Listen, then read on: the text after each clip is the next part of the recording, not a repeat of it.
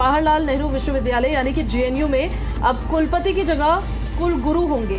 विश्वविद्यालय ने vice chancellor का हिंदी नाम कुलपति की जगह कुलगुरु करने का फैसला लिया है।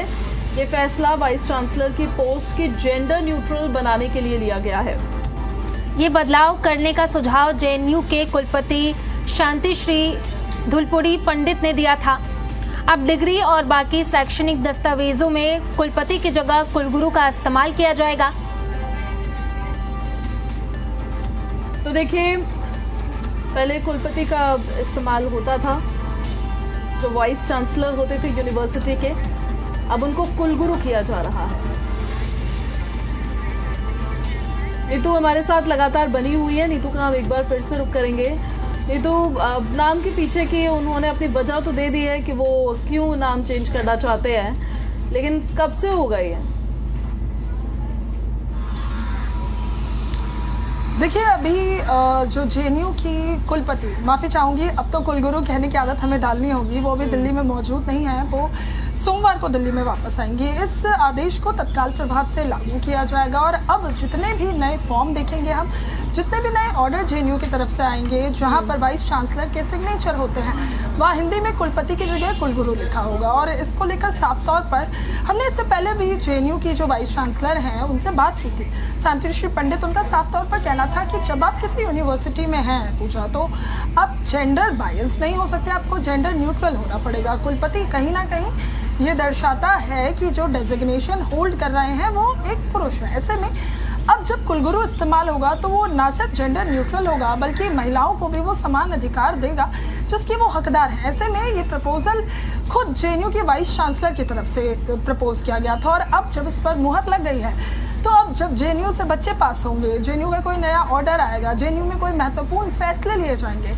तो जेएनयू के जो वाइस चांसलर होंगे, उन्हें इंग्लिश में तो वाइस चांसलर, लेकिन हिंदी में कुलपति की जगह कुलगुरु कहा जाएगा। क्योंकि अब जब आप किसी यूनिवर्सिटी के वाइस चांसलर होते हैं तो आप सिर्फ एक डेजिग्नेशन नहीं संभालते, बल्कि आप पूरी यूनिवर्सिटी की देखरेख के भी जिम्मेदार होते हैं। ऐसे में जो जेएनयू की वाइस चांसलर, उनका भी साफ तौर पर कहना था कि आप गुरु की भूमिका में होते हैं। ऐसे में इस नाम को कुलपति की जगह कुलगुरु होना चाहिए और अब इस पर मुहर भी लग गई है। आइडिया उनका ही था, प्रपोज। लेकिन नीतू, इससे फर्क कितना पड़ता है? क्योंकि जब हम कॉलेज में थे या जो कॉलेज स्टूडेंट्स होते हैं, कितना इस्तेमाल होता है कुलपति शब्द का?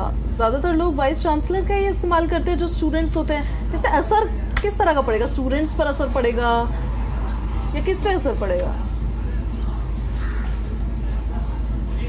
पूजा, आप बिल्कुल ठीक कह रही हैं। अब तो ज़्यादातर अंग्रेज़ी के शब्दों का ही इस्तेमाल होने लगा है। कुलपति या कुलगुरु तो मुझे लगता है बहुत कम ही लोग जानते भी होंगे और इस्तेमाल करते होंगे। वीसी और वाइस चांसलर बहुत कॉमन है। लेकिन जब बात अधिकारों की आती है, जेएनयू के वाइस चांसलर का भी जो प्रपोजल था उसमें भी साफ तौर पर यही दर्शाया गया कि हमें जेंडर न्यूट्रल होना चाहिए, इस्तेमाल कम हो ज़्यादा हो, लेकिन जब आप बात किसी यूनिवर्सिटी के वाइस चांसलर की कर रहे हैं और वो महिला है, तो उन्हें संबोधित भी वैसे ही कहना और करना चाहिए। आपने ध्यान दिया हो, देश में कई ऐसे पद हैं जिसपे अगर जब हम नाम लेते हैं तो वो जेंडर न्यूट्रल नहीं नज़र आता है, तो उनके जो नाम होते हैं उनके पीछे सर मैम कहकर लगाया जाता है।